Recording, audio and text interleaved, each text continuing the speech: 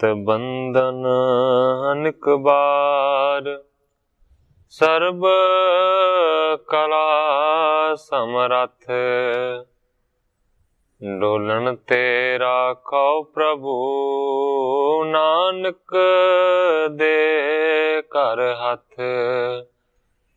ज्ञान अंजन गुर दिया, अज्ञान अंधेर विनाश, हर कृपा ते संत भेटिया, नानक मन परगास।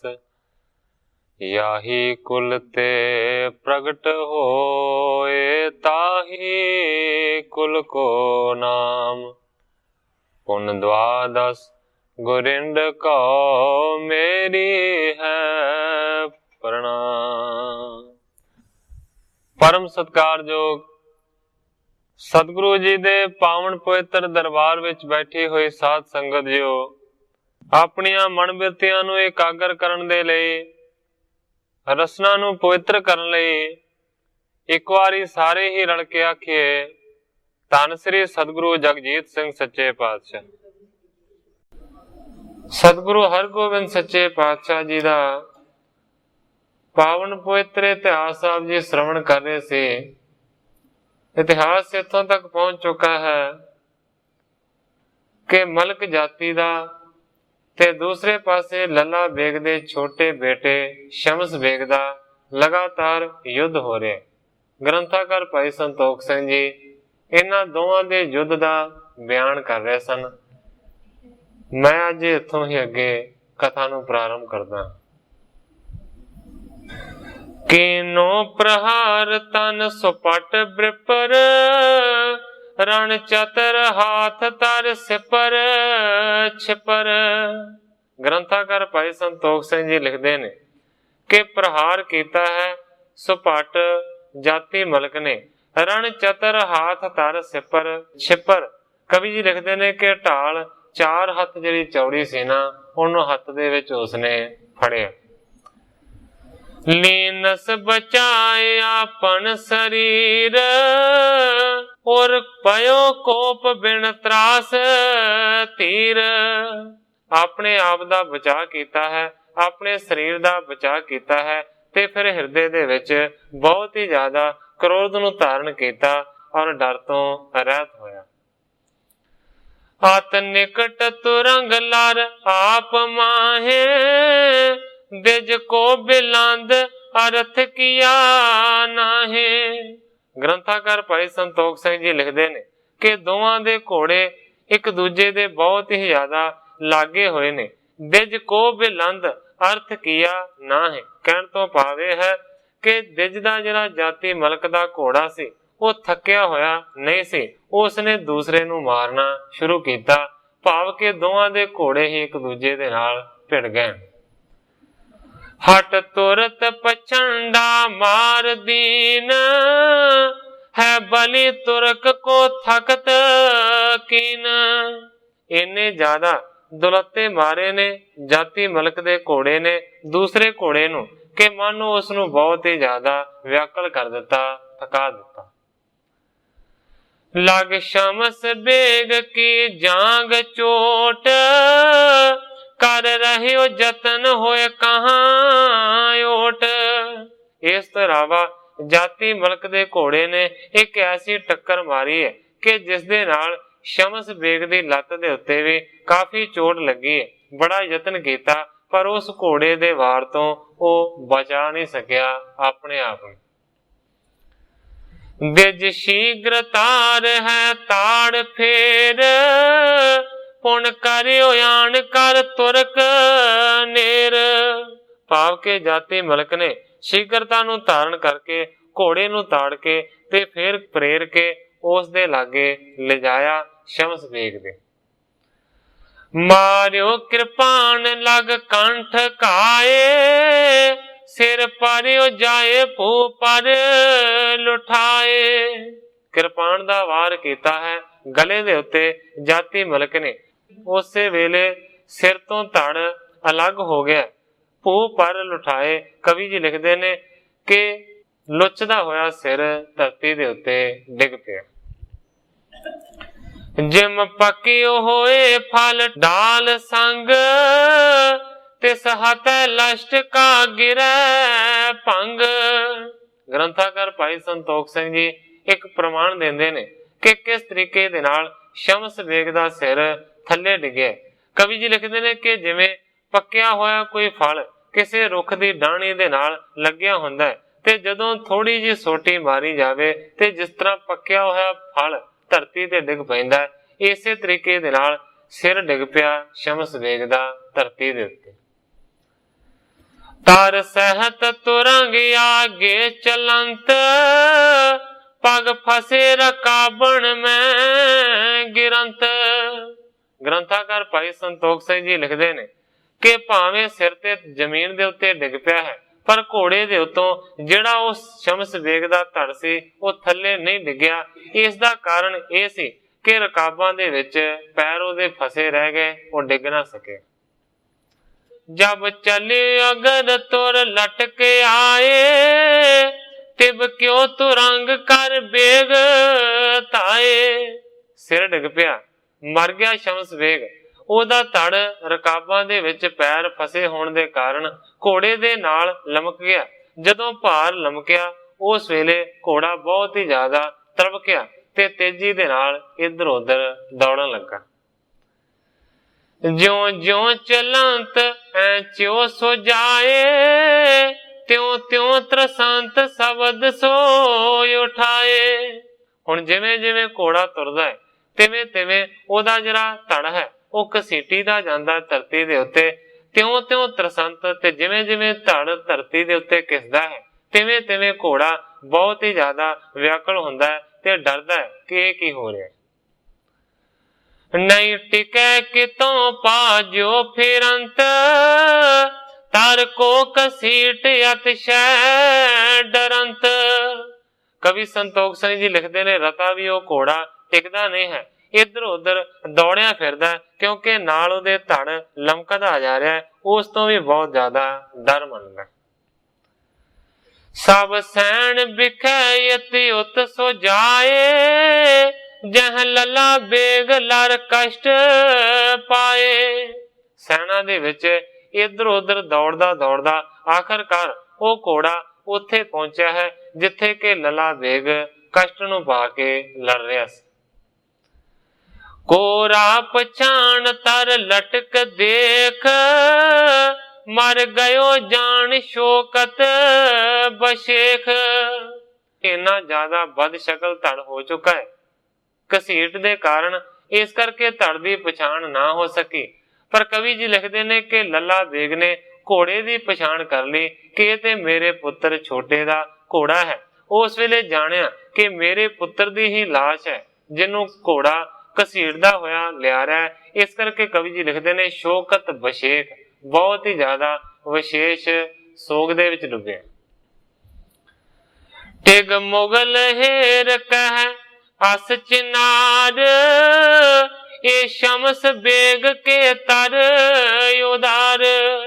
ਲਾਗੇ ਇੱਕ ਮੁਗਲ ਨੂੰ ਦੇਖ ਕੇ ਲੱਲਾ ਬੇਗ ਕਹਿੰਦਾ ਅਸ ਚਿਨਾਰ, ਕਿ ਇਸ ਘੋੜੇ ਦੀ ਚਿਨਾਰੀ ਕਰੋ, ਇਸ ਘੋੜੇ ਦੀ ਪਛਾਣ ਕਰੋ, ਇਹ ਸ਼ਮਸ ਬੇਗ ਕੇ ਤਰ ਉਦਾਰ। ਮੈਨੂੰ ਲੱਗਦਾ ਹੈ ਕਿ ਮੇਰੇ ਬੇਟੇ ਸ਼ਮਸ ਬੇਗ ਦੇ ਥੱਲੇ ਇਹ ਘੋੜਾ ਸੀ।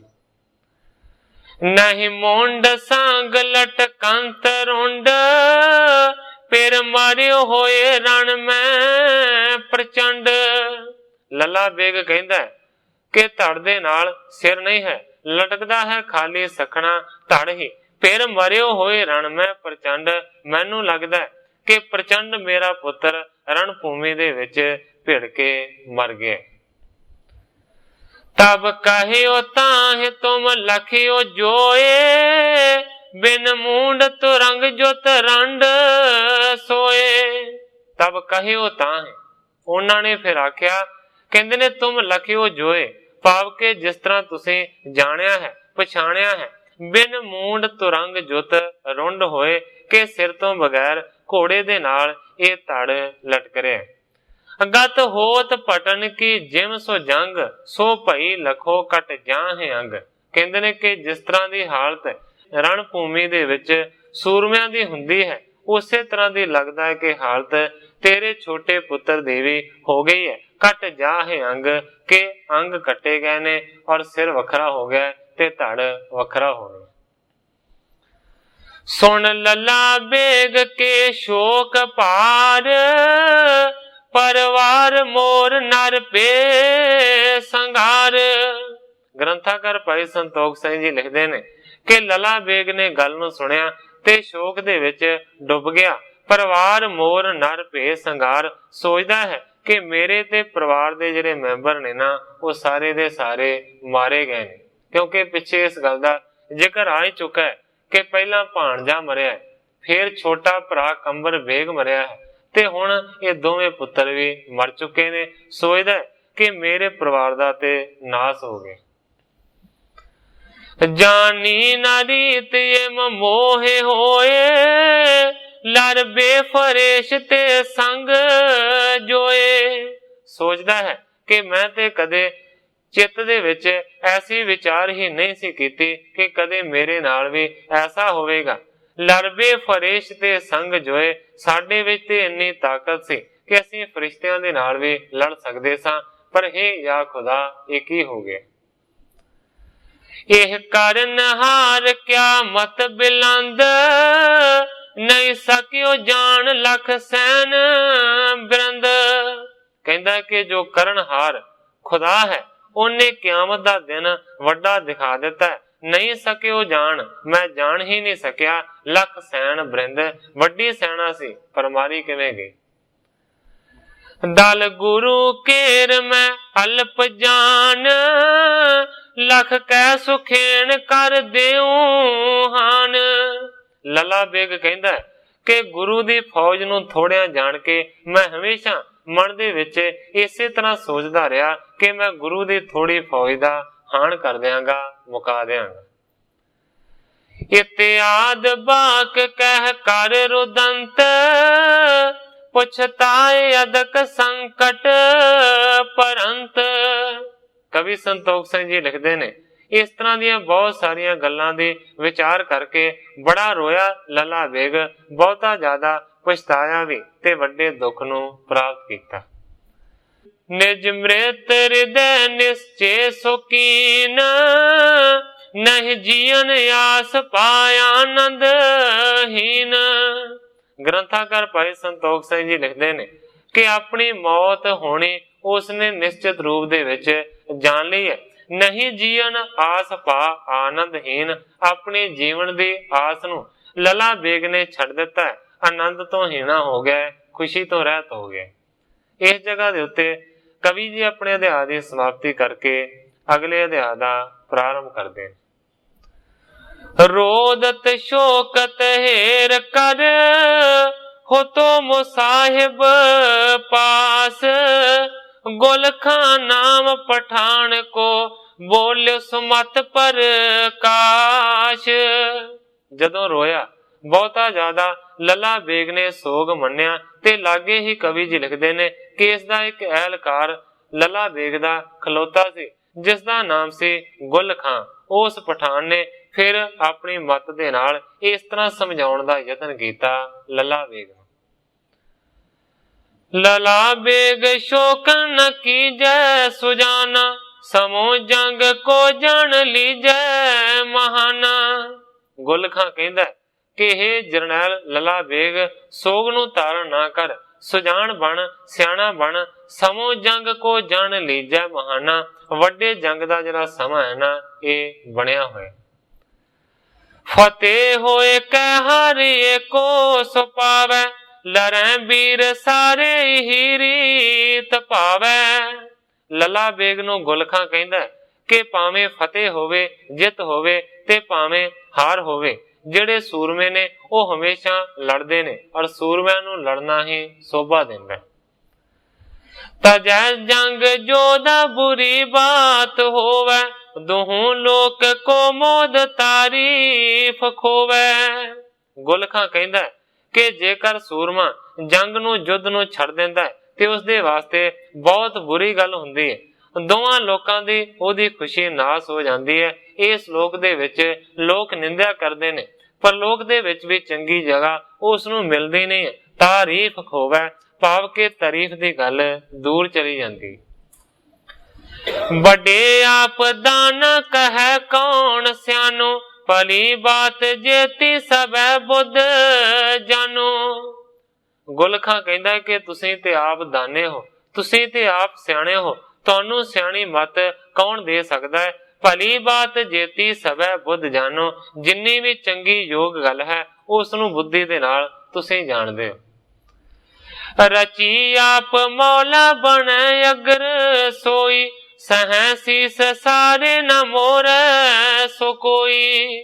ਗੁਲਖਾਂ ਕਹਿੰਦਾ ਕਿ ਖੁਦਾ ਨੇ, ਮੌਲਾ ਨੇ ਜਿਹੜੀ ਬਣਤ ਬਣਾਈ ਹੋਈ ਹੈ ਉਹ ਆਪੇ ਹੀ ਬਣਾਈ ਹੋਈ ਹੈ। ਜਿਹੜੀ ਵੀ ਮੌਲਾ ਨੇ ਬਣਤ ਬਣਾ ਦਿੱਤੀ ਹੈ ਉਸ ਨੂੰ ਹਰ ਇੱਕ ਮਨੁੱਖ ਨੂੰ ਸਿਰ ਦੇ ਉੱਤੇ ਸਹਿਣਾ ਪਵੇਗਾ। ਨਾ ਮੋਰੈ ਸੋ ਕੋਈ, ਖੁਦਾ ਦੀ ਕੀਤੀ ਨੂੰ ਕੋਈ ਮੋੜ ਨਹੀਂ ਸਕਦਾ।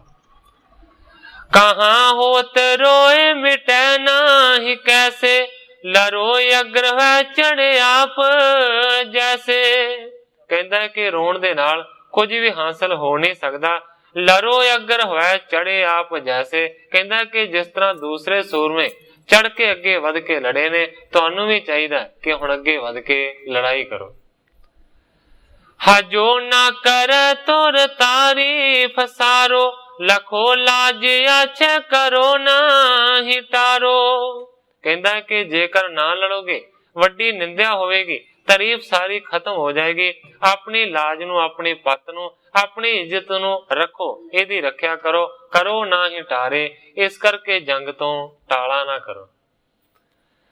ਗੋਲੰਖਾਨ ਕੇ ਬੈਨ ਜਾਣੇ ਸੁਜਾਨੇ, ਲੱਲਾ ਬੇਗ ਨੇ ਸ਼ੋਕ ਤਿਆਗਿਓ ਮਹਾਨੇ।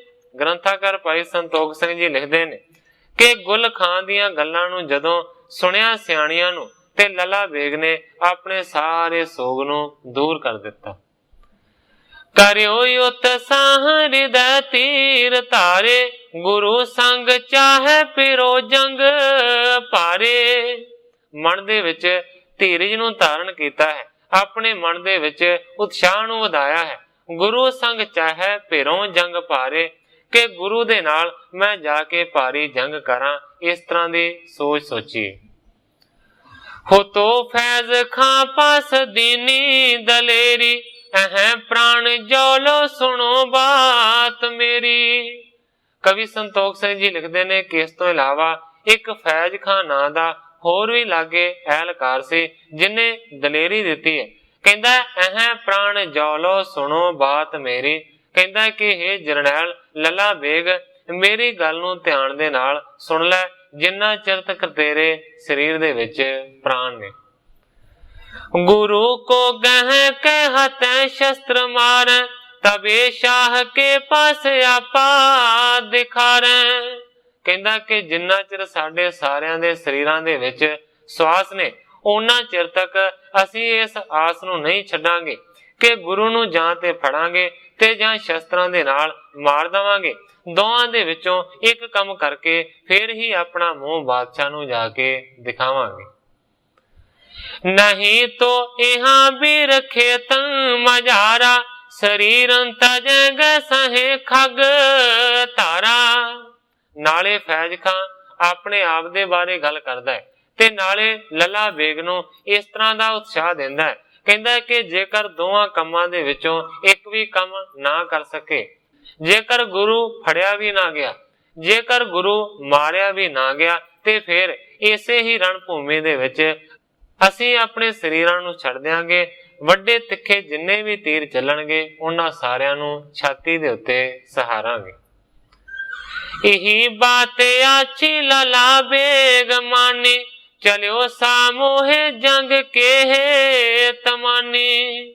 ਗ੍ਰੰਥਾਕਾਰ ਭਾਈ ਸੰਤੋਖ ਸਿੰਘ ਜੀ ਲਿਖਦੇ ਨੇ ਕਿ ਜਦੋਂ ਫੈਜ਼ ਖਾਨ ਨੇ ਇਸ ਤਰ੍ਹਾਂ ਦੀਆਂ ਦਲੇਰੀ ਵਾਲੀਆਂ ਗੱਲਾਂ ਕੀਤੀਆਂ, ਉਹਦੀਆਂ ਗੱਲਾਂ ਨੂੰ ਲੱਲਾ ਬੇਗ ਨੇ ਸੁਣਿਆ ਤੇ ਚੰਗਾ ਮੰਨਿਆ। ਚਲਿਓ ਸਾਮੋਹੇ ਜੰਗ ਕੇ ਹੇਤ ਮਾਨੇ, ਵੱਡਾ ਮਾਨੇ ਹੰਕਾਰੀ ਜੰਗ ਦੇ ਵਾਸਤੇ ਤਿਆਰ ਹੋਇਆ ਹੈ, ਸਾਹਮਣੇ ਜਾਣ ਦੇ ਵਾਸਤੇ ਬਿਲਕੁਲ ਤਿਆਰ ਹੈ, ਜੰਗ ਨੂੰ ਕਰਨ ਦੇ ਵਾਸਤੇ। ਇਸ ਤਰੀਕੇ ਦੇ ਨਾਲ ਕਰਤਾਰ ਸਿੰਘ ਜੀ ਕਲਾਸ ਵਾਲੀਏ ਨੇ ਇਸ ਨੂੰ ਬਿਆਨ ਕੀਤਾ। ਲੱਲਾ ਬੇਗ ਦੀ ਆਸ ਉਮੈਦ ਟੁੱਟੀ, ਪੱਲਾ ਦਿਸ ਰਿਹਾ ਵਿੱਚ ਹਾਰ ਆਇਆ, ਨਾਲੇ ਪੁੱਤਰ ਭਤੀਜੇ ਵੀ ਗਏ ਮਾਰੇ, ਉਹਦੇ ਸਿਰ ਤੇ ਕਹਿਰ ਕਹਾਰ ਆਇਆ।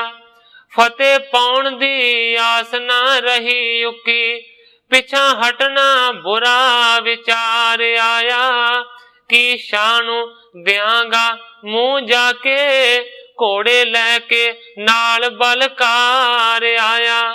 ਨਾ ਉਮੈਦ ਹੋ ਸਾਰਿਆਂ ਪਾਸਿਆਂ ਤੋਂ, ਘੋੜਾ ਛੇੜ ਮੈਦਾਨ ਵਿਚਕਾਰ ਆਇਆ, ਫੌਜ ਕਰ ਇਕੱਠੀ ਲੈ ਕੇ ਨਾਲ ਸਾਰੀ, ਹੱਥ ਫੜ ਨੰਗੀ ਤਲਵਾਰ ਆਇਆ। ਮਾਰੋ ਮਾਰੋ ਜਵਾਨੋ ਨਾ ਹਟੋ ਪਿੱਛੇ, ਆਪ ਵੱਧ ਕੇ ਅੱਗੇ ਸਰਦਾਰ ਆਇਆ। ਮੁੜੇ ਫੇਰ ਪਠਾਨ ਕਰਤਾਰ ਸਿੰਘਾ, ਕੌਮੀ ਜੋਸ਼ ਮੁੜ ਕੇ ਇੱਕ ਵਾਰ ਆਇਆ। ਕਰਤਾਰ ਸਿੰਘ ਜੀ ਕਲਾਸ ਵਾਲੇ ਲਿਖਦੇ ਨੇ, ਆਖਰਕਾਰ ਲੜਨ ਦਾ ਫੈਸਲਾ ਕੀਤਾ ਤੇ ਲੜਾਈ ਦੇ ਵਾਸਤੇ ਤਿਆਰ ਹੋ ਕੇ ਲੱਲਾ ਬੇਗ ਅੱਗੇ ਵਧੇ। ਗੁਰੂ ਸੂਰ ਟਾਂਡੇ ਪਿਖੇ ਛਤਰ ਆਏ, ਨਹੀਂ ਪਾਜ ਤੇ ਪ੍ਰਾਣ ਚਾਹੇ ਖਪਾਏ। ਦੂਸਰੇ ਪਾਸੇ ਕਵੀ ਜੀ ਲਿਖਦੇ ਨੇ ਕਿ ਗੁਰੂ ਦੇ ਸੂਰਮੇ ਡਟੇ ਹੋਏ ਨੇ, ਉਹਨਾਂ ਨੇ ਵੈਰੀਆਂ ਨੂੰ ਆਉਂਦਾ ਭਾਵੇਂ ਦੇਖ ਲਿਆ, ਪਰ ਤਾਂ ਵੀ ਭੱਜਣ ਦੀ ਚਾਹ ਨਹੀਂ ਕਰਦੇ, ਪ੍ਰਾਣ ਚਾਹੇ ਖਪਾਏ, ਆਪਣੇ ਪ੍ਰਾਣਾਂ ਦਾ ਨਾਸ਼ ਕਰਵਾਉਣਾ ਚਾਹੁੰਦੇ। ਵੱਡੀ ਚੁੰਗ ਬਾਂਧੇ ਮਿਲੇ ਨੇਰ ਕੀਨੇ, ਤੁਫੰਗਾਨ ਗੋਰੀ ਤਬੈ ਛੋਰ ਦਿਨੇ।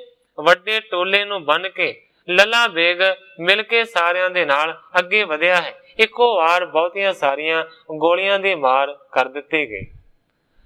ਦੋਹੋਂ ਓਰ ਤੇ ਪੇੜ ਮਾਚੋ ਦੁਹੇਲਾ, ਸਟਾ ਸੱਟ ਸੇਲੇ ਪਈ ਰੇ ਲਪੇਲਾ। ਕਵੀ ਜੀ ਲਿਖਦੇ ਨੇ ਕਿ ਦੋਵਾਂ ਪਾਸਿਆਂ ਤੋਂ ਵੱਡਾ ਜਿਹੜਾ ਭੇੜ ਸੀ ਉਹ ਮਚ ਗਿਆ ਹੈ। ਤੀਰ ਬਰਛੇ ਸੇਲੇ ਸਾਰੇ ਦੇ ਸਾਰੇ ਸਟਾ ਸਟ ਦੀ ਆਵਾਜ਼ ਦੇ ਨਾਲ ਚੱਲਣ ਲੱਗੇ। ਚਲੇ ਤੀਰ ਤਿੱਖੇ ਲਗੇ ਅੰਗ ਗਾਡੇ, ਛੁਟੋ ਸ਼੍ਰੋਣ ਚਾਲਿਓ ਮਹਾਰੋਸ ਬਾਡੇ।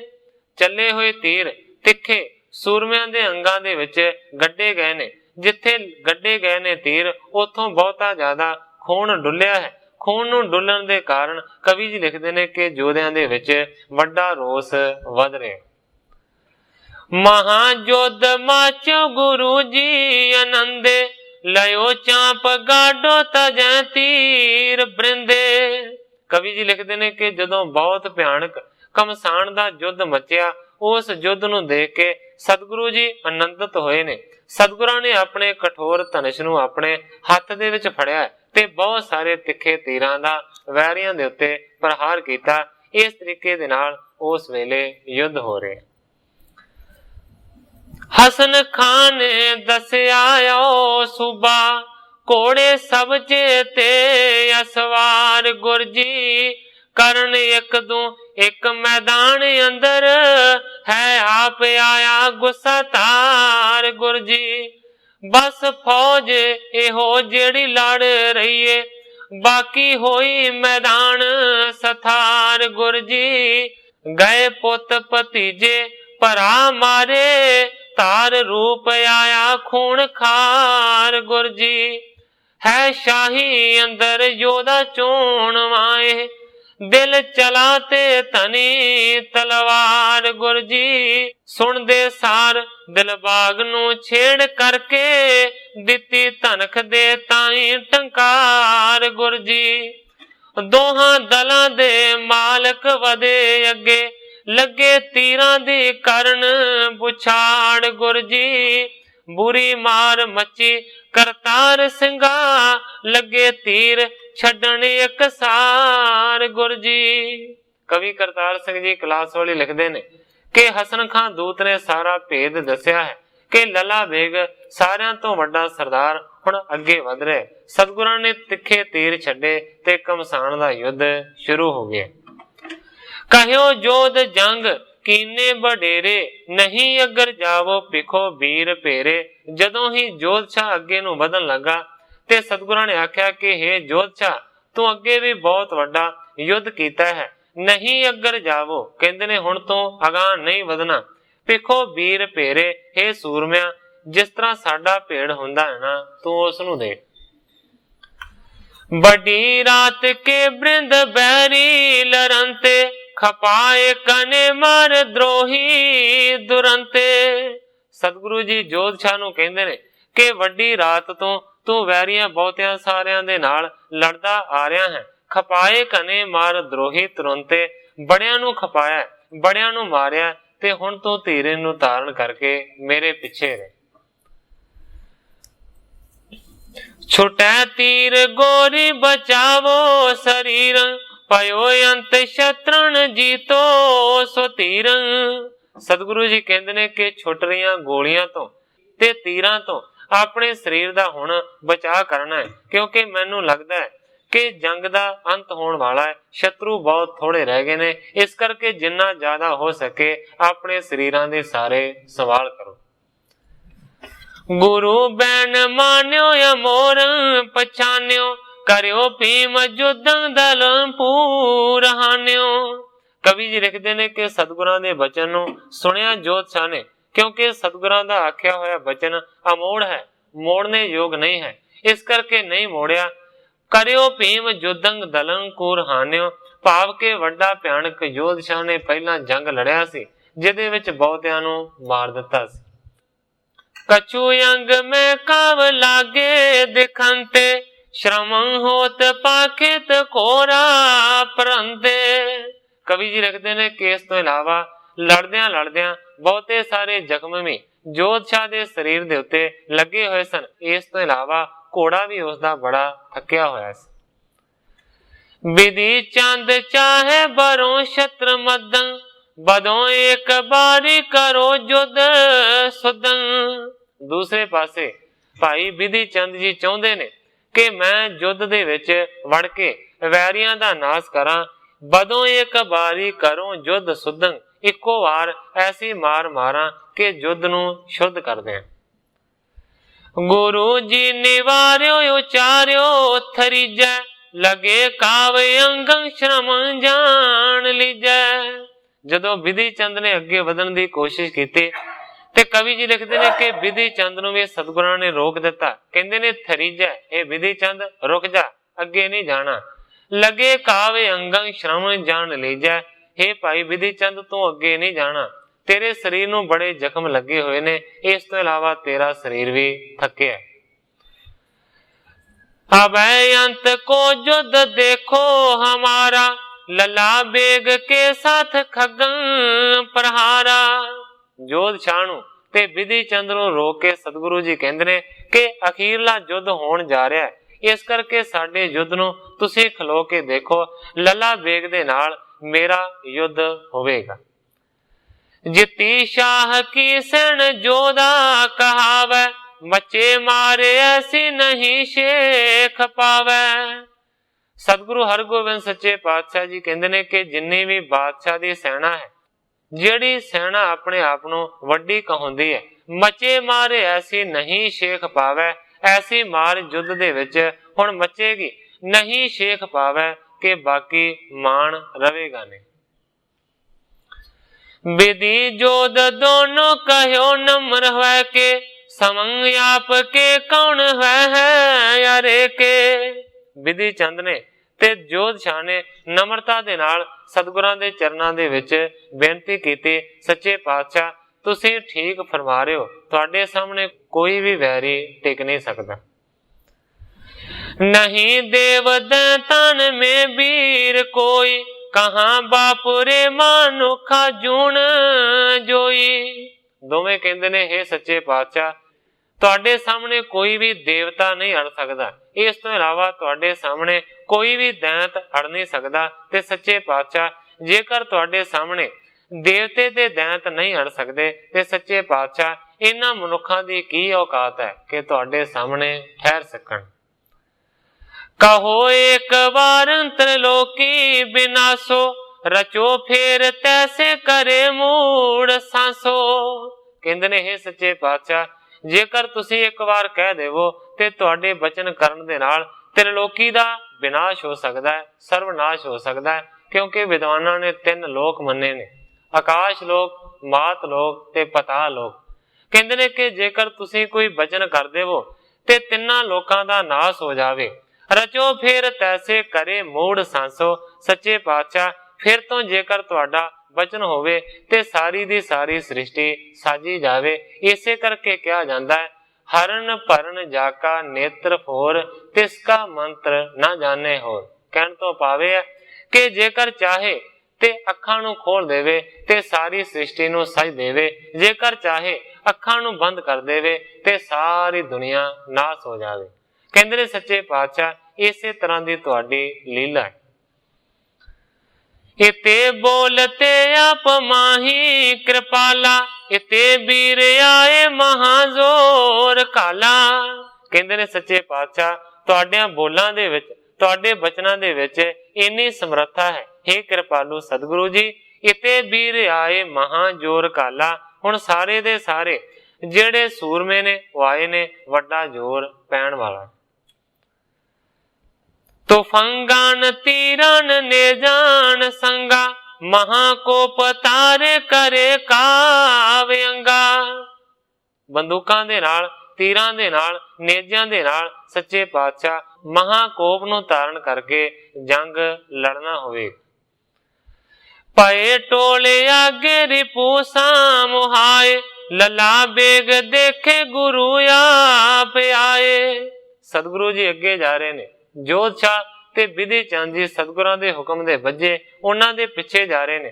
कवि जी लिखते ने कि टोले नूं बन के वैरी दे सामने आए ने।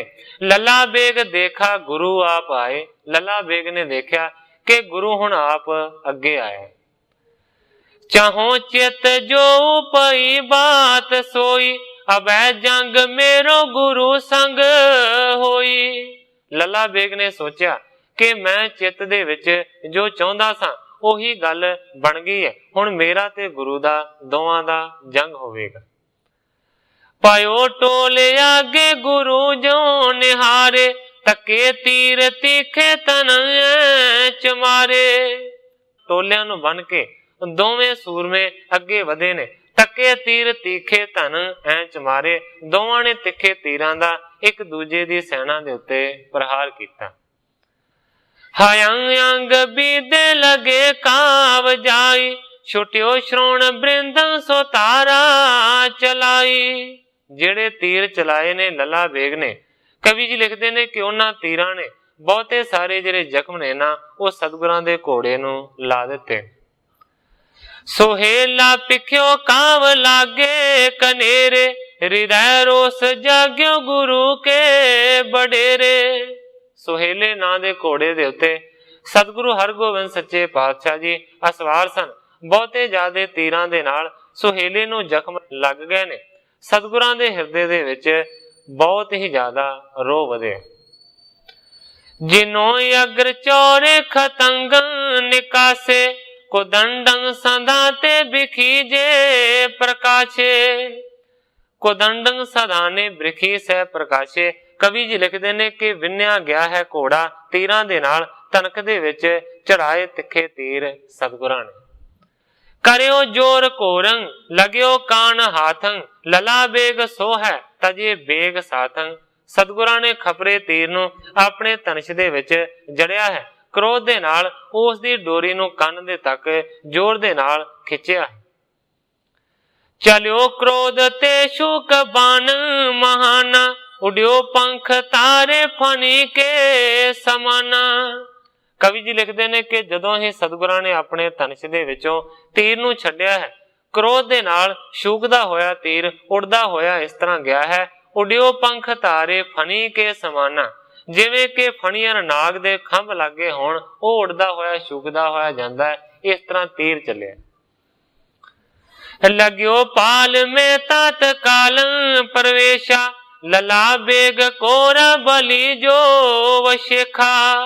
ते छड्डिया होया सतगुरां दा तीर लला बेग दे घोड़े दे मत्थे दे विच जाके वड़ गया है। उसे वेले बली जिहड़ा विशेष घोड़ा सी ना वो लला बेग दा मर गया। कनो दीन सोले चलाकं बडेरा, ਪਿਸ਼ਾਰੀ ਨਿਕਾਸਿਓ ਪਰਿਓ ਪਾਰ ਫੇਰਾ। ਕਵੀ ਜੀ ਲਿਖਦੇ ਨੇ ਕਿ ਮੱਥੇ ਦੇ ਵਿੱਚ ਦੀ ਲੱਗ ਕੇ ਤੀਰ ਘੋੜੇ ਨੂੰ ਪਾੜ ਕੇ ਪਿਛਲੇ ਪਾਸੇ ਦੀ ਜਾ ਨਿਕਲੇ। ਗੱਡਿਓ ਜਾਏ ਭੂ ਮੈਂ ਸੋ ਲੋਹਾਂ ਸੁਰੰਗਾ, ਗਿਰਿਓ ਸ਼ੀਘਰ ਕੋਰਾ ਸਜੇ ਜੀਨ ਚੰਗਾ। ਘੋੜੇ ਨੂੰ ਪਾੜ ਕੇ ਅਗਲੇ ਪਾਸੇ ਸਤਿਗੁਰਾਂ ਦਾ ਚਲਾਇਆ ਹੋਇਆ ਤੀਰ ਧਰਤੀ ਦੇ ਵਿੱਚ ਜਾ ਖੁੱਭਿਆ ਹੈ। ਲਹੂ ਦੇ ਨਾਲ ਤੀਰ ਪੂਰਾ ਭਿੱਜਾ ਹੋਇਆ ਹੈ। ਗਿਰਿਓ ਸ਼ੀਘਰ ਘੋਰਾ ਸਜਾ ਜੀਨ ਚੰਗਾ। ਜਿਸ ਘੋੜੇ ਦੇ ਉੱਤੇ ਬੜੀ ਵਧੀਆ ਕਾਠੀ ਪਾਈ ਹੋਈ ਸੀ, ਉਹ ਘੋੜਾ ਸ਼ੀਘਰਤਾ ਦੇ ਨਾਲ ਡਿੱਗ ਪਿਆ। ਲਲਾ ਬੇਗ ਨੇ ਬੇਗ ਤੇ ਤਿਆਗ ਦੀਨਾ, ਮਹਾ ਕ੍ਰੋਧ ਤੇ ਤੀਰ ਤਿਆਗੇ ਪ੍ਰਵੀਨਾ। ਲਲਾ ਬੇਗ ਨੇ ਘੋੜੇ ਦੀ ਆਸ ਨੂੰ ਛੱਡਿਆ, ਪੈਰਾਂ ਦੇ ਭਾਰ ਖਲੋ ਗਿਆ ਹੈ। ਵੱਡੇ ਕ੍ਰੋਧ ਨੂੰ ਧਾਰਨ ਕਰਕੇ ਪ੍ਰਵੀਨ ਨੇ ਤੀਰ ਚਲਾਏ। ਸੁਹੇਲਾ ਅਮੋਲਾ ਤਕੇ ਤਾਹੇ ਮਾਰੈ, ਦਇਓ ਬੀਦ ਆਗੇ ਸ਼ਤਾਬੀ ਪ੍ਰਹਾਰੈ। ਹੁਣ ਲੱਲਾ ਬੇਗ ਦੇ ਘੋੜੇ ਨੂੰ ਸਤਿਗੁਰਾਂ ਨੇ ਮਾਰ ਦਿੱਤਾ। ਦੂਸਰੇ ਪਾਸੇ ਕਵੀ ਜੀ ਨੇ ਪਿਛਲੇ ਪਾਸੇ ਇਸ ਗੱਲ ਦਾ ਜ਼ਿਕਰ ਕੀਤਾ ਹੈ ਕਿ ਸੁਹੇਲੇ ਨੂੰ ਬਹੁਤੇ ਸਾਰੇ ਤੀਰ ਲੱਗੇ ਨੇ, ਬੜੇ ਜ਼ਖਮ ਲੱਗੇ ਨੇ। ਅਜੇ ਵੀ ਸੁਹੇਲਾ ਜਿਹੜਾ ਵੱਡੇ ਮੁੱਲ ਵਾਲਾ ਹੈ, ਉਹ ਡਿੱਗਿਆ ਨਹੀਂ ਸੀ। ਹੁਣ ਚਾਹੁੰਦਾ ਹੈ ਲੱਲਾ ਬੇਗ ਕਿ ਘੋੜੇ ਨੂੰ ਮਾਰ ਕੇ ਗੁਰੂ ਨੂੰ ਥੱਲੇ ਡੇਗਿਆ ਜਾਵੇ ਸ਼ੀਘਰਤਾ ਦੇ ਨਾਲ। ਹਿਰਦੈ ਪਾਲ ਮੇ ਤੀਰ ਲਾਗੇ ਕਨੇਰੇ, ਗਿਰਿਓ ਜੰਗ ਖੇਤ ਹਤਿਓ ਤਾਹੇ ਬੇਰੇ। ਬਹੁਤੇ ਸਾਰੇ ਲੱਲਾ ਬੇਗ ਨੇ ਤੀਰ ਚਲਾਏ ਨੇ। ਗੁਰੂ ਦੀ ਆਸ ਨੂੰ ਛੱਡ ਕੇ ਭਾਵ ਕੇ ਘੋੜੇ ਦੇ ਮੱਥੇ ਦੇ ਵਿੱਚ ਹੀ ਸਾਰੇ ਤੀਰਾਂ ਨੂੰ ਮਾਰਿਆ। ਬਹੁਤੇ ਜ਼ਿਆਦਾ ਤੀਰ ਲੱਗਣ ਦੇ ਕਾਰਨ ਉਸ ਵੇਲੇ ਕਵੀ ਜੀ ਲਿਖਦੇ ਨੇ, ਗਿਰਿਓ ਜੰਗ ਖੇਤੰ ਹਤਿਓ ਤਾਹੇ ਬੇਰੰ। ਉਸੇ ਵੇਲੇ ਸੁਹੇਲਾ ਸਤਿਗੁਰਾਂ ਦਾ ਘੋੜਾ ਮਰ ਗਿਆ ਤੇ ਰਣ ਭੂਮੀ ਦੇ ਵਿੱਚ ਡਿੱਗ ਪਿਆ। ਵੱਡੇ ਭਾਗ ਜਾਂ ਕੇ ਗੁਰੂ ਅੰਗ ਸੰਗੇ, ਮਿਲੇ ਸੋ ਰਹੇ ਪ੍ਰਾਣ ਤਿਆਗੇ ਤੁਰੰਗੇ। ਗ੍ਰੰਥਾਕਾਰ ਭਾਈ ਸੰਤੋਖ ਸਿੰਘ ਜੀ ਲਿਖਦੇ ਨੇ ਕਿ ਉਸ ਘੋੜੇ ਦੇ ਕਿੰਨੇ ਵੱਡੇ ਭਾਗ ਹੋਣਗੇ ਕਿ ਜਿਸ ਘੋੜੇ ਦੇ ਉੱਤੇ ਸਤਿਗੁਰਾਂ ਨੇ ਅਸਵਾਰੀ ਕੀਤੀ, ਸਤਿਗੁਰਾਂ ਦੇ ਅੰਗਾਂ ਦੇ ਨਾਲ ਉਹ ਮਿਲਿਆ ਰਿਹਾ। ਪ੍ਰਾਣ ਤਿਆਗੇ ਤੁਰੰਗੇ, ਇਸ ਤਰੀਕੇ ਦੇ ਨਾਲ ਸਤਿਗੁਰਾਂ ਦੇ ਦੇਖਦਿਆਂ ਹੀ ਉਸ ਘੋੜੇ ਨੇ ਆਪਣੇ ਪ੍ਰਾਣਾਂ ਨੂੰ ਤਿਆਗੇ। ਗਾਇਓ ਦੇਵ ਲੋਕੰ ਤਜੇ ਸ਼ੋਕ ਮੋਹੰ, ਨਹੀਂ ਫੇਰ ਫੇਰੀ ਜਗੀ ਬੀਚ ਹੋਹੰ। ਕਵੀ ਜੀ ਲਿਖਦੇ ਨੇ ਕਿ ਜੀਵ ਆਤਮਾ ਘੋੜੇ ਦੀ ਦੇਵ ਲੋਕ ਦੇ ਵਿੱਚ ਪਹੁੰਚੀ ਹੈ, ਸਾਰੇ ਸੋਗਾਂ ਤੋਂ ਮੋਹਾਂ ਤੋਂ ਰਹਿਤ ਹੋ ਗਿਆ। ਨਹੀਂ ਫੇਰ ਫੇਰੀ ਜਗੰ ਬੀਚ ਹੋਹੂ। ਕਵੀ ਜੀ ਲਿਖਦੇ ਨੇ ਕਿ ਕਦੇ ਵੀ ਫੇਰ ਕਿਸੇ ਵੀ ਜੂਨ ਦੇ ਵਿੱਚ ਉਹਨੂੰ ਆਉਣਾ ਨਹੀਂ ਪਏਗਾ। ਵਿਧੀ ਚੰਦ ਸ਼ੀਘਰ ਕਹਿਓ ਹੋ ਹਨੇਰੇ, ਚੜੋ ਔਰ ਕੋਰੇ ਪ੍ਰਭੂ ਚਾਹੇ ਬੇਰੇ। ਕਾਲੀ ਦੇ ਨਾਲ ਦੌੜ ਕੇ ਵਿਧੀ ਚੰਦ ਜੀ ਸਤਿਗੁਰਾਂ ਦੇ ਲਾਗੇ ਪਹੁੰਚੇ ਨੇ ਤੇ ਅਰਜ਼ ਕੀਤੀ, ਚੜੋ ਔਰ ਕੋਰੇ ਪ੍ਰਭੂ ਯਾਹੇ ਬੇਰੇ। हे ਸੱਚੇ ਪਾਤਸ਼ਾਹ, ਸ਼ੀਘਰਤਾ ਦੇ ਨਾਲ ਕਿਸੇ ਹੋਰ ਘੋੜੇ ਦੇ ਤੁਸੀਂ ਹੁਣੇ ਅਸਵਾਰੀ ਕਰੋ। ਗੁਰੂ ਧਰਮ ਯੁੱਧੰ ਵਿਚਾਰਿਓ ਉਚਾਰੇ, ਖਰੋ ਅਗਰ ਬੈਰੀ ਹਯੰਤਾ ਹਿਮਾਰੇ।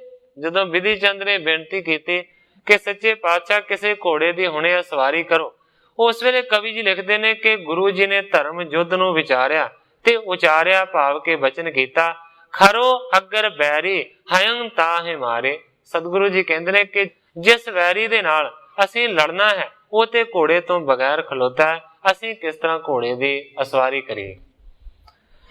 ਨਹੀਂ ਔਰ ਲੀਨੋ ਪ੍ਰਿਥੀ बीच ਠਾਂਡੋ, ਹੈ ਸਮੁਖੰ ਜੰਗ ਕੋ ਚਾਵ ਬਾਡੋ। ਇਸ ਕਰਕੇ ਕਵੀ ਜੀ ਲਿਖਦੇ ਨੇ ਕਿ ਸਤਿਗੁਰਾਂ ਨੇ ਹੋਰ ਘੋੜੇ ਨੂੰ ਨਹੀਂ ਲਿਆ, ਕਿਸੇ ਘੋੜੇ ਦੀ ਸਵਾਰੀ ਨਹੀਂ ਕੀਤੀ। ਪ੍ਰਿਥਵੀ ਦੇ ਉੱਤੇ ਕਦਮਾਂ ਨੂੰ ਡਟਾ ਕੇ ਖਲੋਤੇ ਰਹੇ ਨੇ, ਸਾਹਮਣੇ ਖਲੋਤੇ ਨੇ। ਜੰਗ ਕੋ ਚਾਵ ਬਾਡੋ, ਜੰਗ ਦਾ ਚਾਵ ਵਧੇ। ਤਥਾ ਜਨ ਮੋਹੀ ਅਰੂੜ ਨ ਕੋਰੈ, ਅਬੇ ਜੰਗ ਖਗੰ ਕਰੈ ਪੇਰ ਕੋਰੈ। ਵਿਧੀ ਚੰਦ ਨੂੰ ਸਤਿਗੁਰੂ ਜੀ ਕਹਿੰਦੇ ਨੇ, ਦੇਖ ਵੈਰੀ ਡਟਿਆ ਹੋਇਆ ਆਪਣੇ ਕਦਮਾਂ ਦੇ ਭਾਰ ਦੇ ਉੱਤੇ, ਇਸ ਕਰਕੇ ਅਸੀਂ ਵੀ ਘੋੜੇ ਦੀ ਸਵਾਰੀ ਨਹੀਂ ਕਰਨੀ। ਅਬੈ ਜੰਗ ਖਗੰ ਕਰੈ ਭੇਰ ਘੋਰੇ। ਸਤਿਗੁਰੂ ਜੀ ਕਹਿੰਦੇ ਨੇ ਕਿ ਜੰਗ ਦੇ ਵਿੱਚ ਖੰਡੇ ਭਿਆਨਕ ਦਾ ਭੇੜ ਕਰਾਂਗੇ, ਇਸ ਤਰੀਕੇ ਦੇ ਨਾਲ ਜੰਗ ਲੜਾਂਗੇ। ਕਹਿਓ ਬਾਕੇ ਐਸੋ ਪਇਓ ਫੇਰ ਸੋ ਹੈ, ਕਰਾ ਚੋਲਿਆ ਚੌਕਰੀ ਬੰਕ ਪਹੁ ਹੈ। इस तरह के बचन करते हुए सतगुरु जी अगे वधे ने। भये फेर सोहं कहण तो भाव है कि फेर सामने आए ने, करा चोले अंचो करी बंक पौहें। अपने प्रवटियां नूं सतगुरां ने टेढ़ा कीता ते तलवार नूं हत्थ दे विच सांभे। लला बेग के अगर आयो पठाना, महाकोप ते संगता के बखाना। सतगुरु जी जदों लला बेग दे वल अगे वधे ने ते कोई लला बेग दा साथी पठान लला बेग दे अगे आ गया। महाकोप के संगता के बखाना, जदों सतगुरां दे ते लला बेग दे विचकार लला बेग दी सहायता दे वास्ते कोई पठान सामने आया ते कवि जी लिखते ने कि फिर गुस्से दे नाल लला बेग ने इस तरह आख्या, गुरु और मेरे न बीचं परिजय, टरो आन थान मरीजय के जीजय। उस पठान नूं ताड़ के लला बेग कहंदा कि गुरु दे विच ते मेरे विच कोई भी ना आवे। टरो आन थान, जेकर लड़ना है ते पासे हो के लड़ो, मरो के जीजै, भावें मरो ते भावें जिंदा रहो, साडे दोवां दे विच कोई आउणा नहीं चाहिदा। इनो संग जंग करो आप आछा, मरो कै संघारो नहीं आन बांछा। कहंदा है कि गुरु दे नाल मैं आप स्वयं जंग अच्छा लड़ांगा, भावें मर जावां ते भावें मार देवां। कहंदा कि साडे विच कोई ना आवे, नहीं आन बांछा। मेरे मन दी तमन्ना यही है कि साडे दोवां दे विच कोई ना आवे। किदों शाह के बाज लैके चलेंगे, किदों प्राण दे संग तूली मिलेंगे। कहंदा है कि जां ते एक बचे हुए घोड़े नूं लैके जावांगा बादशाह दे कोल, किदों प्राण दे संग धूली मिलेंगे, ते या फिर इहदे प्राणां दा नाश करके इस गुरु नूं धूड़ दे विच मिला देंगा। खरो दूर वह के तमाशा पखीजै, किदों और जोधन सो जुद कीजै। लला बेग कहंदा है कि जां ते तुसीं दूर हो के साडे लड़े जा रहे युद्ध दे तमाशे नूं देखो, ते या फिर होर जिहड़े सूरमे ने ना उन्हां दे नाल अगे वध के युद्ध करो, पर साडे दोवां दे विच कोई भी आउणा नहीं चाहिए। तिसी रीत सारे गुरु जी हटाए, मचियो द्वंद युद्ध कृपान चलाए। ग्रंथाकार भाई संतोख सिंह जी लिखते ने कि दूसरे पासे उसे ही तरीके दे नाल लला बेग दी तरह सतगुरां ने भी अपने सूरमिਆਂ ਨੂੰ मना कर दिता है कि असीं दोवें लड़ांगे ते साडे विच कोई ना आवे। कवि जी लिखते ने कि दोवां दा द्वंद युद्ध मच गया है, किरपानां चलनियां एक दूजे दे उत्ते शुरू होईयां। कबे नेर टूके कबे दूर होवे, दोहूं वीर बांके हते कात जो मैं। कवि जी लिखते ने कदे नेड़े टुकदे ने, कदे दूर जांदे ने, कदे पिछां नूं हटदे ने, कदे अगांह वधदे ने। दोवें वीर बांके ने, दोवें एक दूजे नूं मारन दा दाह तकदे ने। दोहूं कीरती चाहे चौपां जुझारे, दोहूं सैन के सूर स्वामी उदारे। कवि संतोख सिंह जी लिखते ने कि दोवां दी वड्डी कीर्ति है, वड्डा जस है। दोवां जुझारू सूरमिਆਂ दे विच बड़ा उत्साह है, बड़ी चौंप है। दोहूं सैन के सूर स्वामी उदारे, दोवें पासे भाव के सैना दे मुखी ने। तुरकां वाली सैना दा मुखी लला बेग है ते ਸਿੰਘਾਂ वाली सैना दा मुखी सतगुरु जी ने। विजय बांछ दो रसंबीर पीने, दोहूं शस्त्र विद्या कमाई प्रवीणे। कवि जी लिखते ने कि जित दी आशा दोवां दे मनां दे विच तीबर है, वीरता दे रस दे विच दोवें भिजे हुए ने ते दोवें ही शस्त्र विद्या दे बड़े माहर ने, बड़ी कमाई कीती है, बड़ी विद्या सीखी हुई है हथियारां दी। दो जोध जैता कने जंग कीने, हयनहीन दोनों रण धर्म चीने। कवि जी लिखते ने कि दोवां ने पहला भी युद्ध लड़े हुए ने ते दोवां ने पहला भी युद्ध जिते हुए ने। हयनहीन दोनों रण धर्म चीने, रणभूमि दे धर्म नूं जाण के दोवां ने घोड़ियां नूं छड़ दिता है। जेकर एक दूजे दे घोड़े नूं मार चुके ने ते फिर तो दोबारा घोड़ियां ते चढ़न दी दोवां ने कोई चाह नहीं कीती। दो दावता के अरे आप माही, मनो शेर दोनों मिटे पाए नाही। कवि जी लिखते ने दोवें दा तकदे ने, आपो अपना वड्डा दा करन दी कोशिश करते ने, मनो शेर दोनों मिटे पाए नाही। कवि जी प्रमाण देंदे ने कि इस तरह मन लो कि जिवें दो शेर एक दूजे दे नाल लड़न दे वास्ते तैयार ने, दोवें अपने कदमां नूं पिछां नहीं पुटदे। दोहूं टाल टोई टका टूक कीनी, दोहं खग तारी मती कोप पीनी। कवि जी लिखते ने दोवां ने ढालां हत्थां दे विच फड़ियां होईयां ने, नेड़ा करदे ने। दोहूं खग तारी मती कोप पीने, दोवें खग तारी ने भाव के तीर अंदाजवी ने, मती कोप पीने कोप दे विच गुस्से दे विच दोवां दी मत भरी हुई है। इस तरीके दे नाल उस वेले दोवां दा युद्ध होण लगा।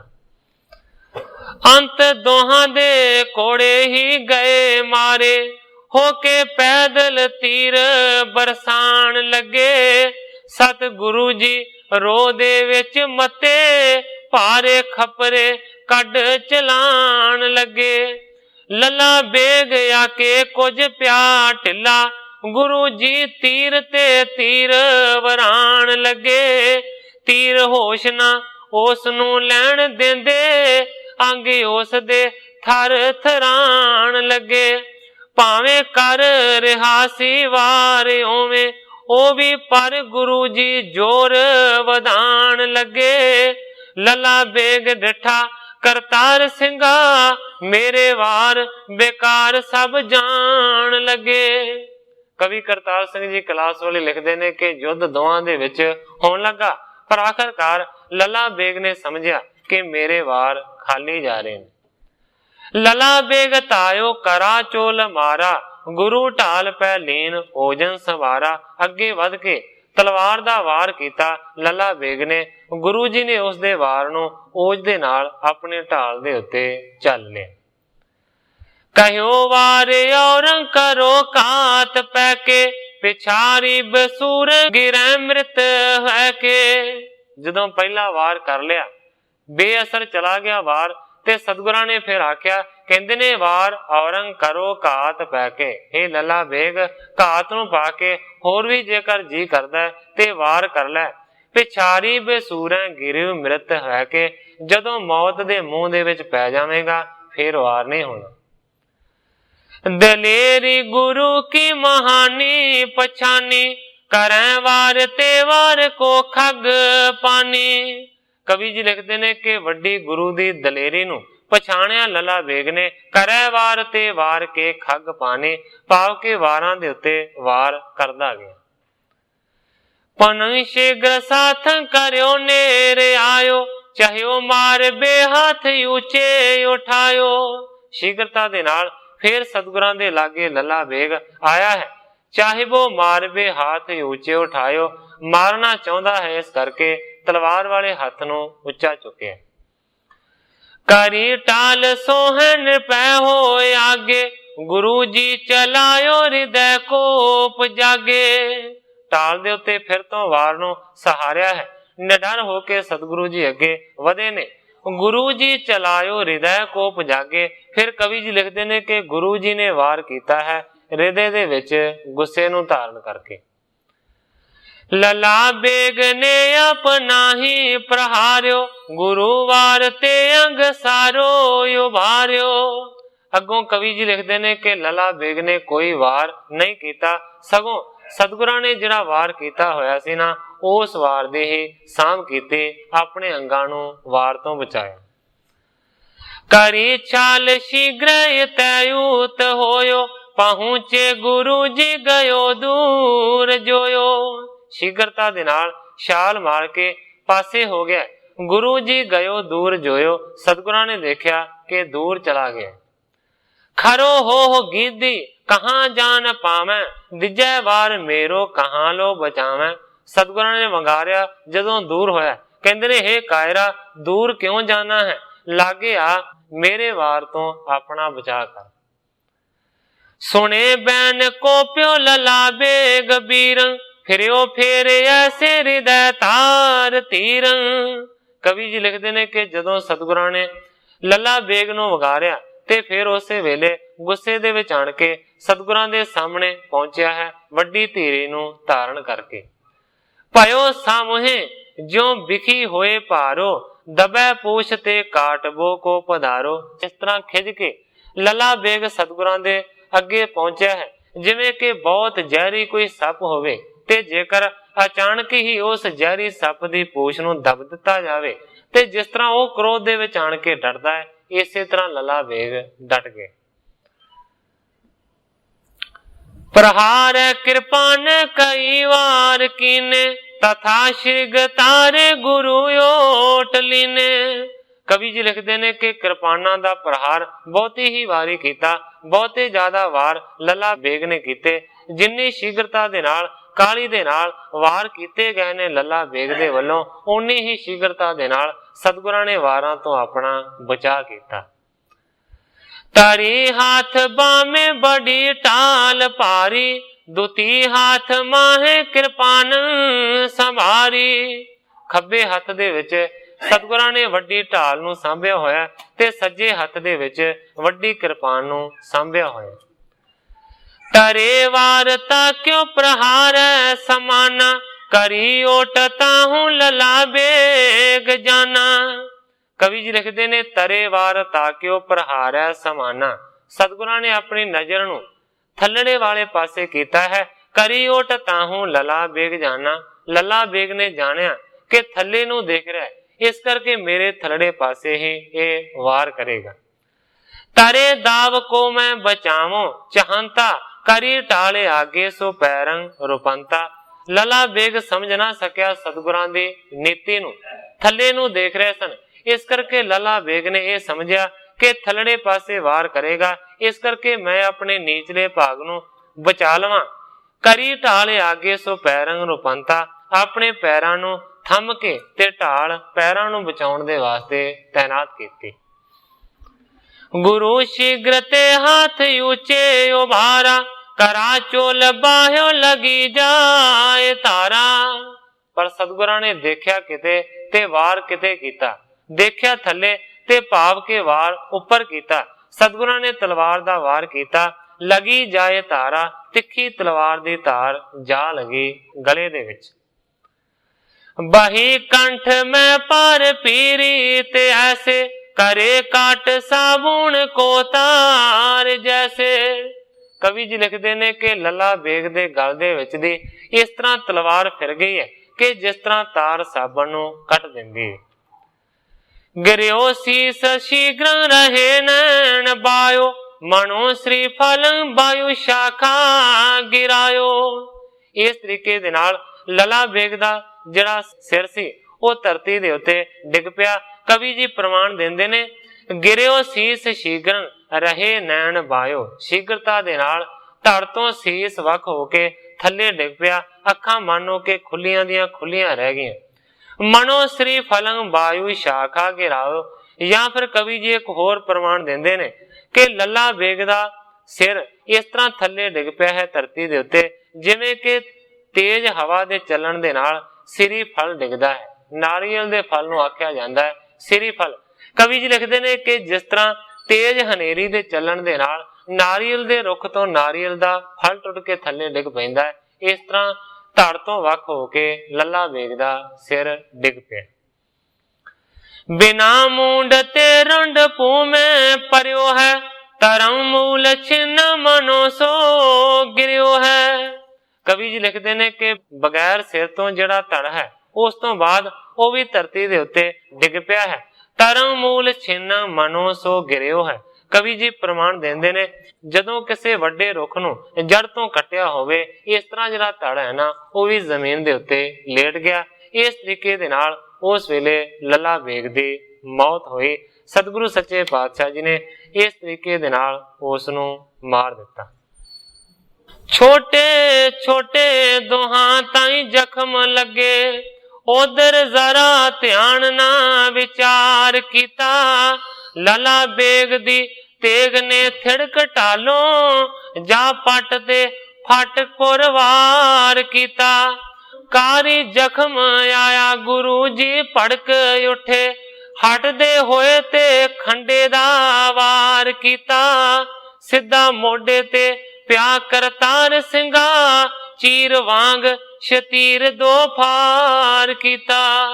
इस तरीके दे नाल कवि करतार सिंह जी ने लिखा है कि उस वेले लला बेग दी मौत हुई। रहियो बचावत तरे को, ऊपर पायो प्रहार, प्राण त्याग गमन्यो पिसत, सतगुर अगर निहार। ग्रंथाकार भाई संतोख सिंह जी लिखते ने, रहियो बचावत तरे को, क्योंकि सतगुरु जी थले तक रहे सन, इस करके कवि जी लिखते ने कि अपने हेठले हिस्से नूं बचाउण दी चाह दे विच लला बेग लग्या रहा। ऊपर पयो प्रहार, पर जिहड़ा प्रहार है, जिहड़ा वार है, वो सतगुरां ने उपरले पासे कीता। प्राण त्याग गमन्यो पिस्त, आखिरकार प्राणां नूं त्याग के बहिष्टां दे विच पहुंचा है। क्यों बहिष्टां दे विच पहुंचा? अगे कवि जी लिखते ने, सतगुरु अगर निहार, सतगुरां नूं देखदियां देखदियां लला बेग ने शरीर नूं छड्डिया है, इस करके बहिष्टां दे विच रणभूमि दे विच मर के पहुंच गया। इस तरीके दे नाल सतगुरु सच्चे पातशाह जी ने लला बेग जिहड़ा कि तुर्कां दी सेना दा वड्डा जरनैल सी, उस दा भी खात्मा कर दिता। इस जगह दे उत्ते लला बेग दे शरीर दी भी समाप्ति है। दूसरे पासे जिहड़ा ये अध्याय कवि जी ने लिखिया सी, इहदी भी समाप्ति है। तीसरे पासे समा भी समाप्त हो चुका है। सो इस जगह दे उत्ते मैं अज कथा नूं विश्राम दिंदा हां। अगे जो सतगुरु सच्चे पातशाह जी दी रजा होवेगी, उस तरीके दे नाल वापरेगी। अज इन्नियां ही अर्जा करदा होया मैं इत्थे ही कथा नूं विश्राम दे के सारी साध संगत तों खिमा दा याचना।